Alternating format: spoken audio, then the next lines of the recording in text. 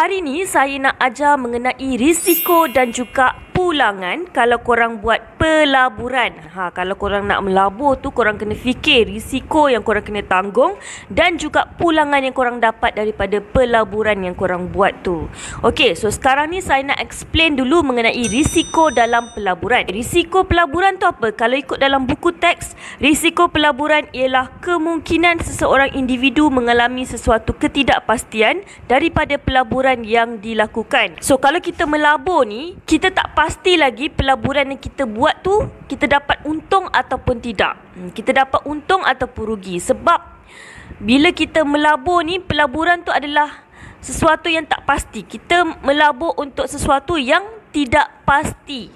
Sebab itulah dia ada risiko. Sebab kita tak pasti lagi sama ada kita dapat untung ataupun kita dapat rugi. Itu maksud risiko pelaburan. So risiko pelaburan ni dia ada 3 tahap. Okay, iaitu yang pertama tahap yang tinggi, risiko tu tinggi.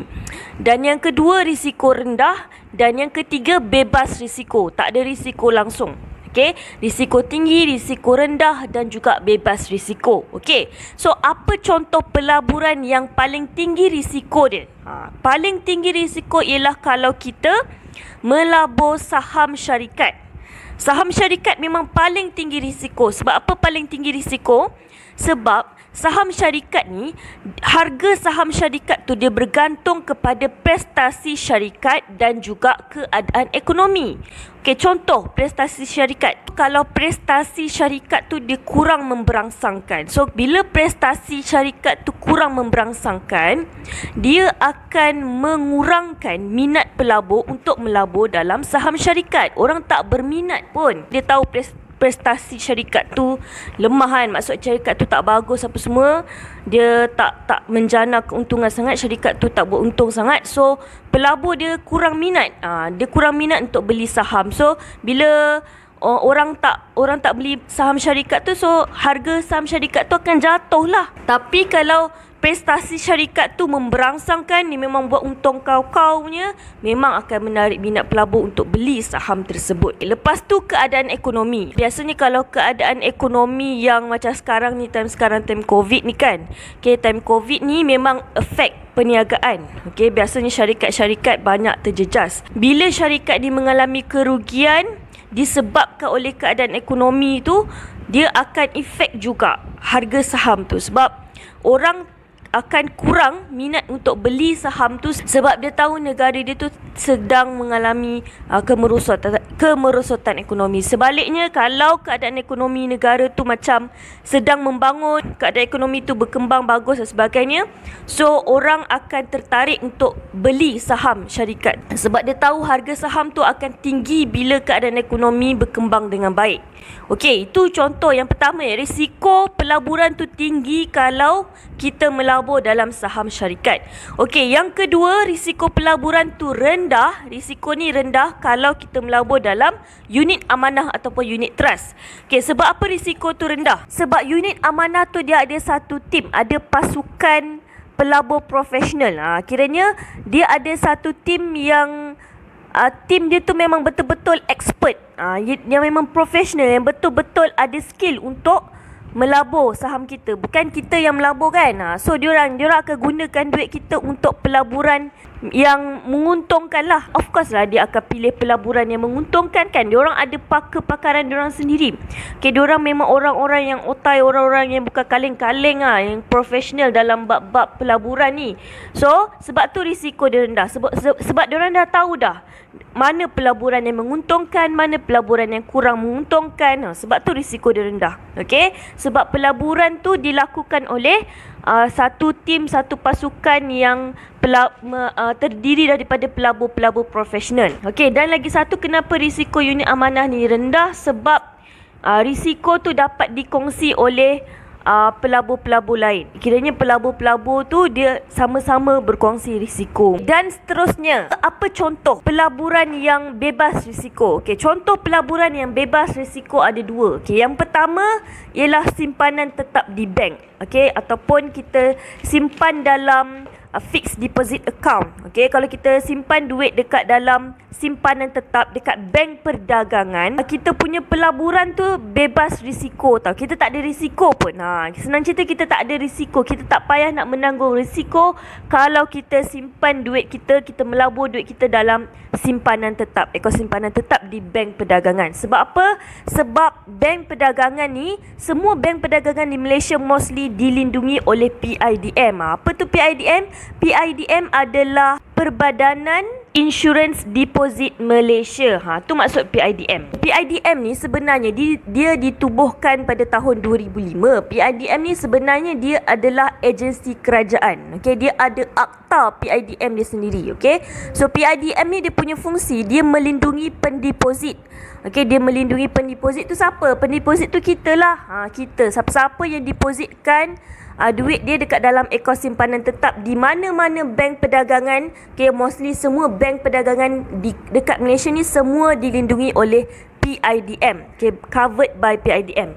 So PIDM ni fungsi dia, kalau bank tu dia gagal memenuhi kita punya tuntutan, so kita boleh dapat claim. Kita boleh claim daripada PIDM. PIDM ni dia cover sampai 250,000. Limit dia sampai 250,000 tu termasuk deposit dan juga faedah. Mana-mana bank korang pergi, make sure dekat pintu bank, pintu masuk bank tu korang kena pastikan yang ada simbol PIDM.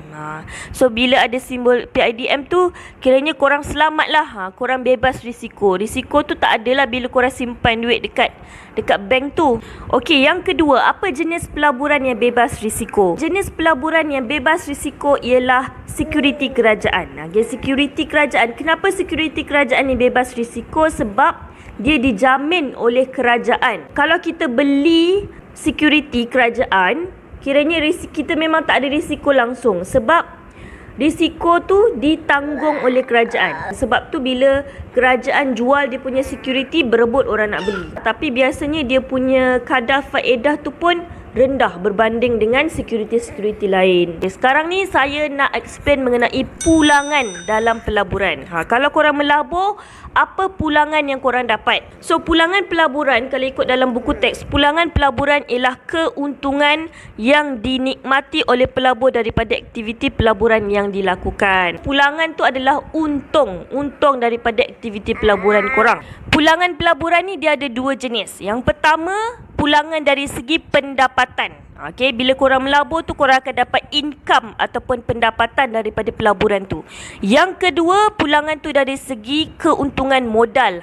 Korang akan dapat untung daripada modal yang korang laburkan tu. Kalau korang tengok jenis-jenis pelaburan, okey, bukan semua jenis pelaburan yang ada kedua-dua bentuk pulangan pelaburan ni. Ada 3 jenis pelaburan je yang dapat dua-dua bentuk pulangan dari segi pendapatan dan keuntungan modal. Contoh yang ada dua-dua bentuk pulangan pelaburan ni, contohnya macam hartanah, unit amanah dan juga saham. Okey, contohnya macam hartanah. Okey, hartanah, kalau korang invest, kalau korang melabur dalam hartanah, korang akan dapat pendapatan. Pendapatan ni dari segi sewa dan juga keuntungan modal tu korang akan dapat juga. Korang akan dapat keuntungan modal tu kalau nilai hartanah tu meningkat. Kalau nilai hartanah meningkat, korang akan dapat keuntungan modal. Okey, yang kedua, contoh jenis pelaburan yang korang dapat dua-dua bentuk pulangan pendapatan ni adalah contohnya unit amanah ataupun unit trust. Okey, kalau unit amanah ni, pendapatan yang korang akan dapat adalah dalam bentuk dividen. Bukan saja korang dapat pendapatan, tapi korang dapat keuntungan modal bila nilai unit amanah tu meningkat. Bila nilai unit amanah tu meningkat, korang akan dapat untung dekat situ. Okey, yang ketiga. Apa yang ketiga? Jenis pelaburan yang ketiga yang korang dapat pendapatan dan korang dapat untung. Tadi apa? Hartanah dah, unit amanah dah. Yang ketiga yang korang dapat kedua-dua pulangan tu adalah saham syarikat. Kalau korang melabur dalam saham syarikat, korang dapat dua jenis pulangan, pendapatan dan juga keuntungan modal. Okey, pendapatan tu apa? Pendapatan tu korang akan dapat dividen. Bila korang melabur saham syarikat ni, korang akan dapat dividen. Dividen itulah pendapatan korang. Dan juga korang akan dapat keuntungan modal. Okay, keuntungan modal ni, untung tu korang akan dapat bila harga saham tu meningkat. Harga saham meningkat, kalau korang jual, korang akan dapat untung lah. Okay, itu contoh. Okay, contoh 3 jenis saham yang korang akan dapat pendapatan dan juga keuntungan modal, iaitu hartanah, unit amanah dan juga saham syarikat. And then yang lagi 4, yang lagi 4 jenis pelaburan tu, selain daripada ketiga-tiga tadi tu, dia ada salah satu. Dia tak dapat dua-dua. Sama ada dia dapat pendapatan ataupun dia dapat keuntungan modal. Dia dapat salah satu je. Contohnya apa? Contohnya macam simpanan tetap. Kalau simpanan tetap, dia hanya dapat pendapatan sahaja. Pendapatan dia apa? Pendapatan dia adalah dari segi faedah. Faedah yang dia dapat daripada simpanan tetap yang dibuat tu. Tapi keuntungan modal dia tak dapat. Yang seterusnya ialah security pinjaman. Kalau kita melabur duit kita dekat dua jenis pelaburan ni, iaitu simpanan tetap ataupun security ni, kedua-dua ni kan bebas risiko kan. Kalau kita melabur dekat dua-dua ni, kita tak ada risiko. Memang kita tak ada risiko, tapi pulangan yang kita dapat tu hanya satu je. Kita tak dapat keuntungan modal, tapi kita just dapat pendapatan sahaja. Contoh macam tadi, kalau simpanan tetap, kita just dapat pendapatan tu dari segi faedah. Faedah bila kita simpan duit kita dekat dalam akaun simpanan tetap. Dan lagi satu, kalau security pinjaman ni, kita just dapat pendapatan tu dalam bentuk faedah. Kita hanya dapat pendapatan sahaja dari segi faedah. Kita tak dapat keuntungan modal macam pelaburan yang lain. Lagi 2 jenis pelaburan. Lagi 2 jenis pelaburan ni dapat salah satu juga. Kalau tadi pendapatan je, yang ini dapat keuntungan modal saja, pendapatan tak ada. Apa dia? Jenis pelaburan, 2 jenis pelaburan ni adalah logam berharga dan juga forex. Kalau korang melabur dalam logam berharga ni, korang just dapat untung je. Korang dapat untung bila nilai logam tu meningkat. Bila nilai tu meningkat, dan korang dapat untung kat situ. Sama juga macam forex. Forex ni urus niaga pertukaran asing kan. Korang akan dapat untung bila nilai mata wang tu meningkat. Bila nilai mata wang tu meningkat, korang jual, korang akan dapat untung.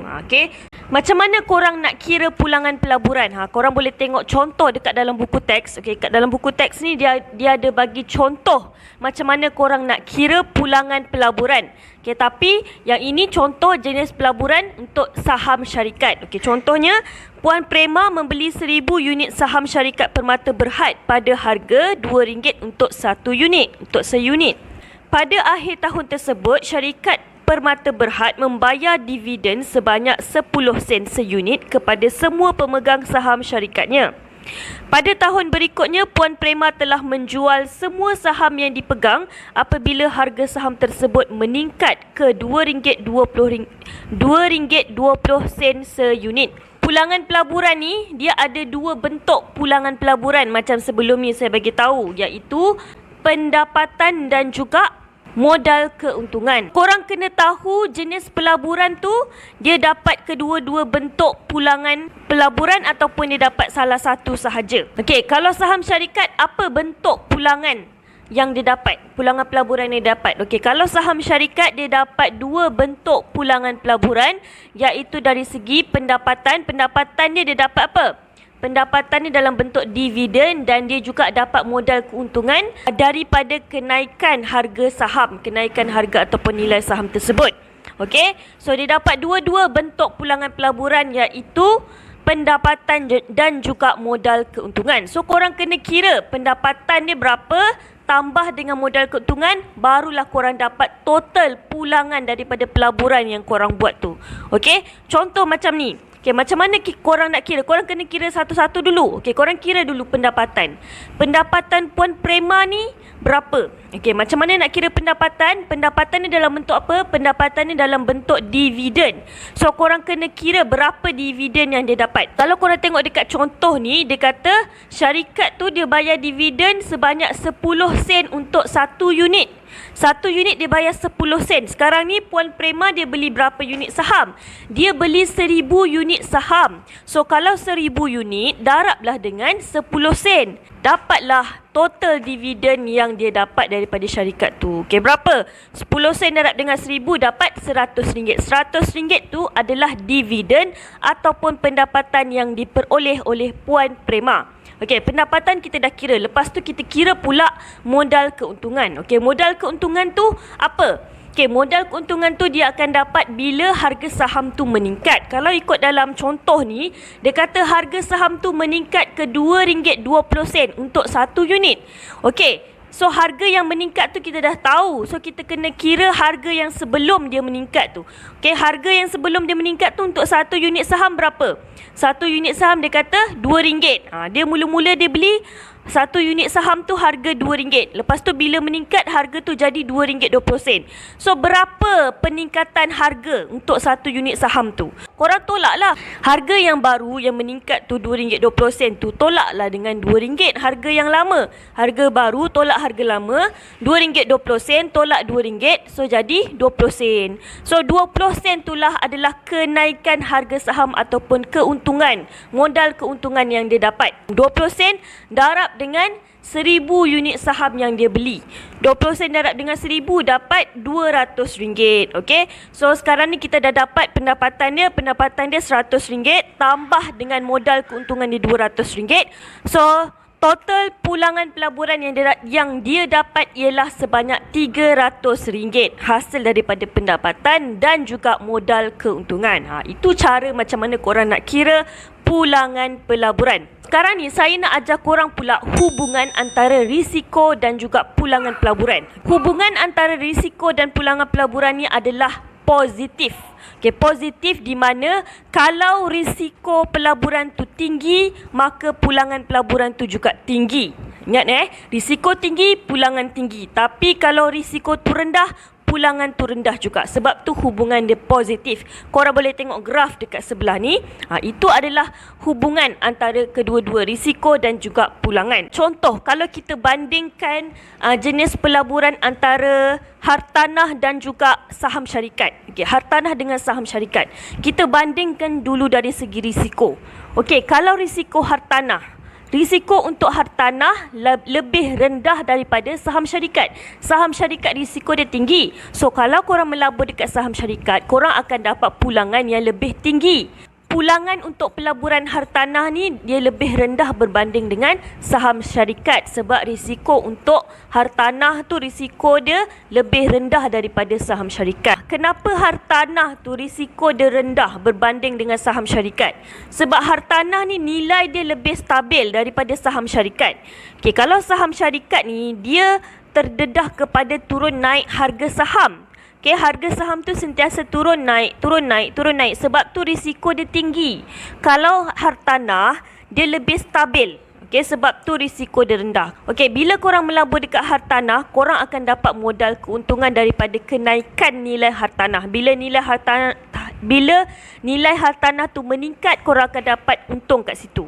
Okey, sama juga macam saham syarikat. Bila harga saham ataupun nilai saham tu meningkat, korang akan dapat untung kat situ bila korang jual balik. Bergantung kepada prestasi syarikat ataupun kalau ada berlaku perubahan polisi kerajaan. Okey, kalau macam nilai hartanah, kenaikan nilai hartanah tu perlahan. Nilai hartanah ni dia boleh naik, tapi dia naik secara perlahan sebab dia bergantung juga kepada lokasi, prospek masa depan dan juga faktor-faktor lain.